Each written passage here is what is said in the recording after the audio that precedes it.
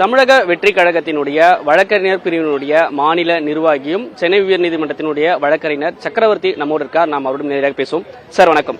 சென்னை உயர்நீதிமன்றத்தில் ஜனநாயகன் திரைப்படத்திற்கான தணிக்கை சான்றிதழுக்கான வழக்கு தொடுக்கப்பட்டது. இன்னைக்கு நீதிபதி PT ஆஷா உத்தரவிட்டிருக்காங்க, சர்டிபிகேட் உடனடியாக கொடுக்கணும் அப்படின்னு சொல்லிட்டு. இப்போ இந்த தீர்ப்பை ஒட்டி தணிக்கை வாரியம் உடனடியாக எடுக்க வேண்டிய நடவடிக்கை என்ன, வழக்கில் என்ன நடந்தது சார்? மாண்புமிகு உயர்நீதிமன்ற நீதிபதி PT ஆஷா அவர்கள் KVN புரொடக்ஷன் தரப்பில் ஜனநாயக படத்தை சர்டிபிகேட் வழங்க வேண்டும் என்று தாக்கல் செய்யப்பட்ட வழக்கு அனுமதித்து அலோவ் பண்ணிட்டு உத்தரவு போட்டிருக்கிறாங்க. அதன்படி சென்சார் போர்டு சர்டிபிகேட் கொடுக்கணும். கொடுத்த உடனே அதுக்கான படத்தை ரிலீஸ் செய்ய வேண்டிய நடவடிக்கைகளை படக்குழு எடுப்பாங்க. இது there is no any jurisdiction. அவருக்கு மறுபடியும் ரிவ்யூ பண்றதுக்கு எந்த அதிகாரமும் கிடையாது.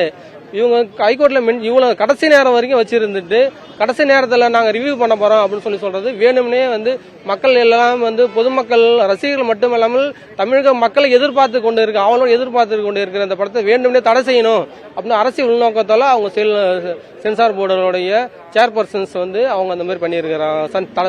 சர்டிபிகேட் கொடுக்காம நிறுத்தி வச்சு வேணும்னே இந்த மாதிரி தடை செய்ய நோக்கத்தோட ஒரு உள்நோக்கத்தோட செயல்பட்டு இருக்கிறாங்க. இப்போ தயாரிப்பு நிறுவனம் வச்சிருக்கக்கூடிய முக்கியமான வாதங்கள்லாம் என்ன நம்ம வச்சிருக்கோம் சார்?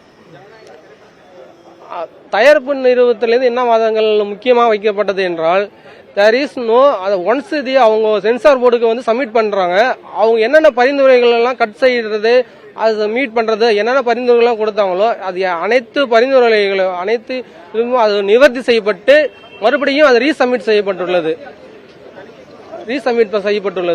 அப்படி இருக்கையில் ரீசப்மிட் செய்யப்பட்டுள்ளதை பரிசீலித்து சான்று வழங்க வேண்டியது அவர்களின் கடமை. ஆனால் அவ்வாறு செய்யாமல் குழுவினர் பரிந்துரைத்தும் அது சர்டிபிகேட் வழங்காமல் அதை சேர்பர்சன் தடுத்து நிறுத்தி அது ரிவ்யூ எங்களுக்கு பவர் இருக்குன்னு சொல்லிட்டு எந்த படத்திலையும் எதுவுமே இதுவரை நிகழாமல் புதிதாக இந்த மாதிரி ஒரு புது நடவடிக்கையை இந்த படத்தை மேற்கொண்டுள்ளனர். மேல்முறையீட்டுக்கு போயிருக்கிறதா தகவல் வந்திருக்கு. மேல்முறையீட்டு போனாங்கன்னா சர்டிபிகேட் கிடைக்கிறது இன்னும் டிலே ஆகிறதுக்கான வாய்ப்பு இருக்குமா? அது சட்டப்படி நாங்கள் எதிர்கொண்டு அதுக்கு நடவடிக்கைகள் மேற்கொள்ளும். இந்த வழக்கு பொறுத்தவரை சென்னை உயர்நீதிமன்ற நீதிபதி உத்தரவிட்டிருக்கக்கூடிய நிலையில் உடனடியாக நீதிமன்றத்தினுடைய அந்த ஆவணங்கள்லாம் சரிபார்த்து தணிக்கை சான்றிதழ் வழங்குவதற்கான நடவடிக்கை எடுப்பார்கள் என தெரிவித்திருக்கார். புதிய தலைமுறைக்காக ஒளிப்பதிவாளர் நரேஷுடன் செய்தியாளர் ராஜ்குமார்.